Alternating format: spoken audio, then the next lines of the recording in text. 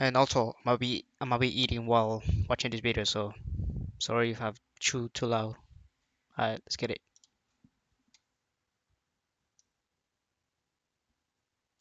Warning: the following content may be disturbing for some viewers as it sheds light on a rarely discussed dark chapter in Japanese history. 1938. A mild summer day in China on the grounds of Unit 731.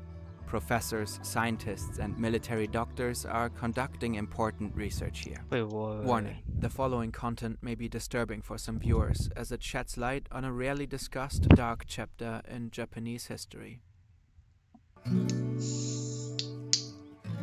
1938. A mild summer day in China on the grounds of Unit 1938, 731. somewhere in China. Professors, scientists, and military doctors are conducting important research here. Now, the workday is coming to an end. The adults are drinking beer by the pool of the facility. Children are playing tug of war. It's a beautiful sunset.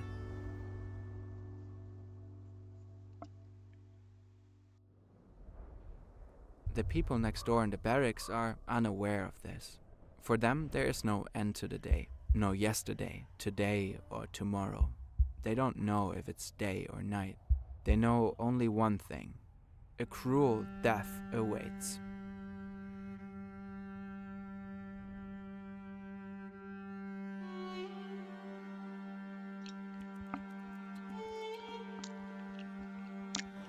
Whoa.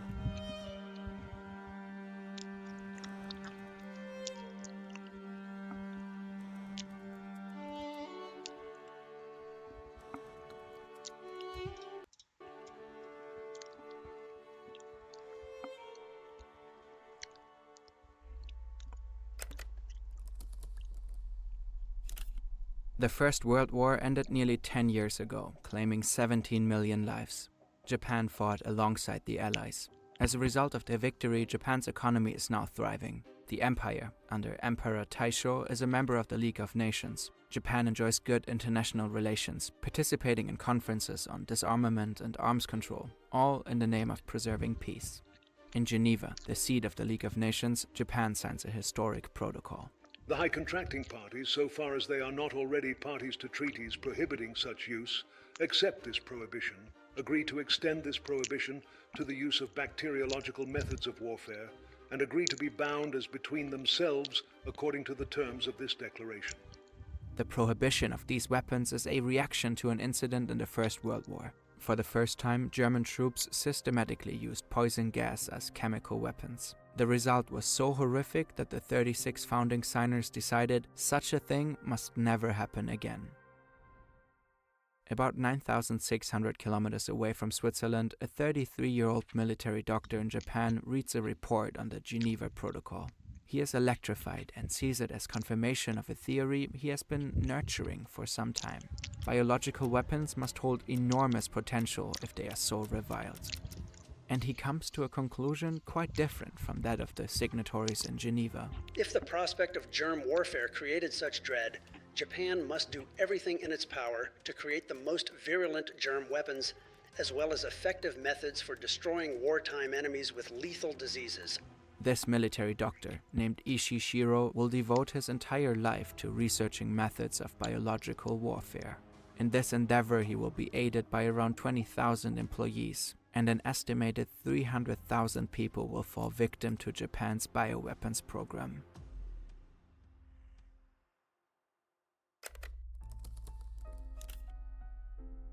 Ishii is regarded as very intelligent, if not even a genius. At the same time, he is described as ruthless, extremely arrogant, and ambitious, someone who would stop at nothing to advance his career. When he pitches his idea to the military leadership, his ultra-nationalist stance becomes evident. What if enemy states attack us with biological weapons? Then we would be helpless. And we can take advantage of new weapons technology offensively. What if we face a shortage of iron and steel during an economic crisis? We can kill two birds with one stone. Biological warfare saves money and resources while creating an invaluable killing potential. In 1928, Ishii, likely on behalf of the army, embarks on a 2-year world tour. He aims to collect research findings on biological warfare. When he returns to Japan in 1930, the political landscape in the country has changed. Under the new Emperor Hirohito, ultra-right politicians are in power. Japan's economy has been severely hit by the global economic crisis. In these circumstances, Ishii's ambitions find fertile ground. He wants to create an entirely new institution, the Institute for Epidemic Prevention. Once again, he pitches his idea to the War Ministry, claiming that other countries are secretly developing biological weapons too. That's what he supposedly discovered during his world tour. Now, the War Minister himself becomes interested in Ishii's research. The government provides him with the necessary resources. They revive Japan's chemical warfare unit, a remnant from World War I. In 1932, Ishii's institute begins its work. Ishii and his team experiment with the pathogens for glanders, cholera, typhoid, gas gangrene, anthrax, and plague. Ishii is particularly interested in the latter. To him, the plague is one of the most dangerous potential bacterial weapons. During his travels, he studied the effects of the plague in Europe from the 14th to the 17th century. The institute's name conceals the second part of Ishii's research. There are two types of bacteriological warfare research, A and B. A is assault research, and B is defense research. Vaccine research is of the B type, and this can be done in Japan. However, A-type research can be done abroad. The problem with biological weapons is that pathogens don't distinguish between friend and foe. An out-of-control epidemic would endanger millions of people in Tokyo. And Ishii is convinced to develop the perfect biological weapon, a bit of lab research is not enough. He wants to test his developments on a large scale, regularly, extensively, on human subjects. The political climate is perfect for Ishii's plans. Japan's new military leaders want to expand. They are more aggressive than their predecessors.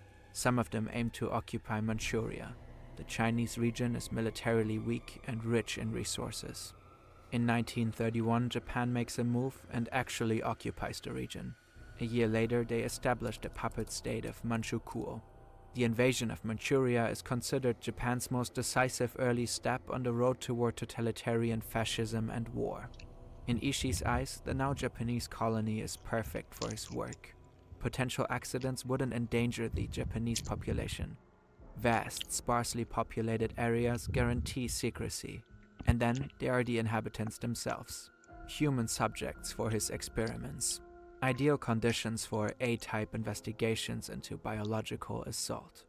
Thus, Ishii requests the relocation of his institute to Manchuria.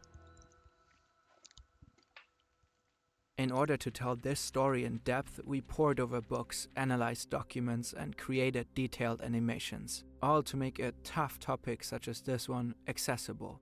If you like our work and our channel, chances are you enjoy learning about new things. And if you do, you will love the app Imprint. Imprint is a brand new way for people to learn, build. In Beijing, he builds the world's first bio-war death camp. Zongma Fortress is a combination of research laboratory and prison camp.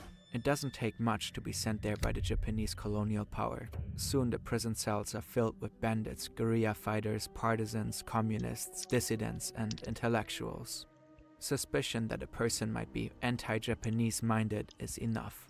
They become part of the A-type research, human experiments with biological weapons. How many prisoners were killed is unknown to this day. The average life expectancy of the prisoners is about 1 month. Japan tries to keep the activities at the fortress strictly secret. In Tokyo, the government knows exactly about what's happening in the complex. None of the high-ranking politicians speak out against the killings, or as the scientists there call it, sacrificing human beings. But before Ishii and his team can really get going, the Beijing fortress becomes a security risk. A group of prisoners manages to escape. An ammunition depot is blown up, probably by a group of communist resistance fighters. Sure. The project could be exposed. Ishii orders the fortress to be destroyed to cover up any possible traces. He presses the Japanese government. The new site for his research should be even bigger, even more remote. No one should be able to escape. In 1936, Emperor Hirohito personally issues a decree. Ishii's institute is to expand. It becomes part of the Kwantung Army, creating a large network of locations. The headquarters are built in Pingfang. The unit stationed there is given the number 731, a code name that will go down in history. Pingfang is in a remote area, but still near the South Manchurian railway line. The new tracks leading to Pingfang officially don't exist. The secret trains that run there have a single purpose: transporting supplies, human ones included. About 150 buildings are erected over 6 square kilometers. A power plant, administrative offices, prisons, stables, greenhouses, autopsy rooms. There's even an airfield for the unit's air fleet. Trenches line the perimeter of the zone. Electric fences and watchtowers secure the area. The airspace above is a no-fly zone. Ishii runs the headquarters. He's in charge of 3,500 employees. He has recruited many of Japan's best medical researchers. They are all focused on one question: how can plague, cholera, anthrax, and so many more diseases be weaponized for war? Yeah. As staff bring in a middle-aged prisoner to a room, he's quiet. He knows it's over for him. He's stripped naked and tied to the bed. But when the medical assistant picks up a scalpel, the prisoner finally starts screaming. I cut him open from his chest to his stomach, and he screamed terribly. His face twisted in agony. The sound was unimaginable. He screamed so horribly. But finally, he stopped. This was just another day for the surgeons, but it really stuck with me, because it was my first time. This Chinese prisoner has been deliberately infected with the plague and is now being dissected alive. The researchers want to see how the plague ravages his internal organs. Anesthesia isn't used as it could interfere with the results. Between 1936 and 1945, at least 3,000 people are murdered in experiments like this one, though the actual number is likely much higher. As the Pacific War breaks out and Japan later attacks Pearl Harbor, Unit 731 carries on undeterred. Since the unit is now officially part of the army, they receive new orders: push the human body to extreme conditions to see how it reacts. To study frostbite, prisoners are forced to stand outside barefoot. Specific body parts are submerged in water to freeze them. Prisoners are locked in pressure chambers to test how much pressure the human body can withstand until their eyes pop out of their skulls. Women were forced to become pregnant to study how diseases like syphilis transmit from mother to child and how likely that child is to survive. Even though a large number of babies were born in captivity in Pingfang, most likely none survived. We could go on forever. The list of unspeakable, unimaginable atrocities is so unbearably long. In the labs, there are large 2-meter tanks where human bodies float in formaldehyde, cut in half from head to toe. In other jars, body parts are stored, all neatly labeled and documented: feet, hands, heads, organs. Next door, the bioweapon production is in full swing. Division 4 of Unit 731 produces 1 ton of cholera bacteria, 500 kilograms of anthrax, and 700 kilograms of typhus bacteria per month. They develop bioweapon bombs and test them in the field. On a test site, prisoners are tied to stakes and bombarded with test weapons. Planes spray parts of occupied zones with bacterial cultures, and bombs filled with infected fleas are dropped on areas. The unit wants to know how many people will die. Troops contaminate wells and water sources with cholera and typhus. At its peak, the unit's bacterial production could wipe out the entire world population multiple times over.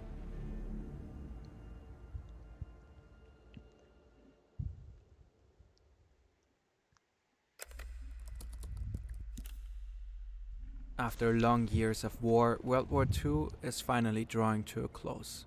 The Allies control most of the Pacific. Japan's major allies, Italy and Germany, have long since surrendered. Japan is the only Axis power still fighting. On August 6 and on August 9, 1945, the US drops atomic bombs on Hiroshima and Nagasaki, pushing Japan towards surrender. So that's actually Now, crazy, something bro. stirs in Pingfang. In a panic, Unit 731 scrambles to destroy all evidence of their crimes.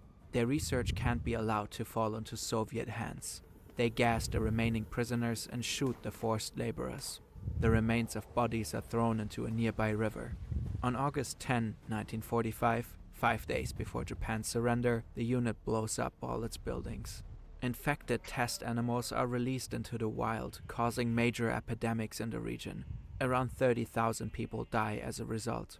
Ishii takes the most crucial records with him. He and other senior officials fly back to Japan in comfort. The rest of the staff travels in 15 freight trains, then disappears. They leave behind 2 million biological weapons in Manchuria. Similar scenes play out at other sites of Ishii's institute. Overall, at least 580,000 people die due to Japan's bioweapons research. Fearing he might be charged as a war criminal, Ishii stages a large fake funeral for himself in 1945 in his hometown of Chiyoda. But the ruse fails. In February 1946, he is found by the US Army. The Americans already know about Japan's bioweapons research center. The Cold War is already looming. They too have experimented with bioweapons during World War II, and they are after the Japanese data. Such information could not be obtained in our own laboratories because of scruples attached to human experimentation. Like the Japanese, they think this data must not fall into Soviet hands. The Japanese bioweapons researchers see an opportunity to escape punishment for their crimes. The meetings and interviews between the US and Ishii's group are well documented. If you grant me immunity for myself, my superiors, and my subordinates, I can give you all the information. In preparing for war with Russia, I offer you the advantage of my 20 years of research and experience. The details of the negotiations remain disputed. What is clear is that the information is deemed by the US to be of such importance to national security as to far outweigh the value accruing from war crimes prosecution. They strike a deal. None of the senior bioweapons researchers, including Ishii, ever faces trial. While Nazi doctors are tried as war criminals at Nuremberg, most of the Japanese involved live out their lives free from prosecution. The Soviet army captures 12 members of Unit 731 and puts them on trial in Khabarovsk in late 1949. They confess to dropping bombs filled with plague-infected fleas on civilians. They speak of inhumane experiments on humans. The West dismisses all of it as a communist show trial. After short prison sentences, they are released. They too use the research data to secure leniency. By 1956, the convicted were free and returned to Japan. Many of the leading bioweapons researchers lived quietly in Japan in the following decades. The war criminals who have dissected living bodies rose to positions of power. The governor of Tokyo, the head of Japan's biggest pharmaceutical company, the president of the Japan Medical Association, and other major offices. There's overwhelming evidence that the Japanese government knew about the atrocities. Yet, it wasn't until August 2002 that the Tokyo District Court finally ruled that Japan had engaged in biological warfare. Its main purpose was to research, develop, and produce biological weapons. In order to do this, prisoners from the Chinese resistance forces were used as the subjects for experiments. But no compensation was awarded. In 2018, the Japanese National Archives released a list of the 3,607 members of Unit 731. Ishii didn't live to see it. He died of throat cancer in 1959. Before his death, he regularly attended reunions of his former unit. Almost every year, former members gather. Some still deny to this day that they ever participated in human experiments.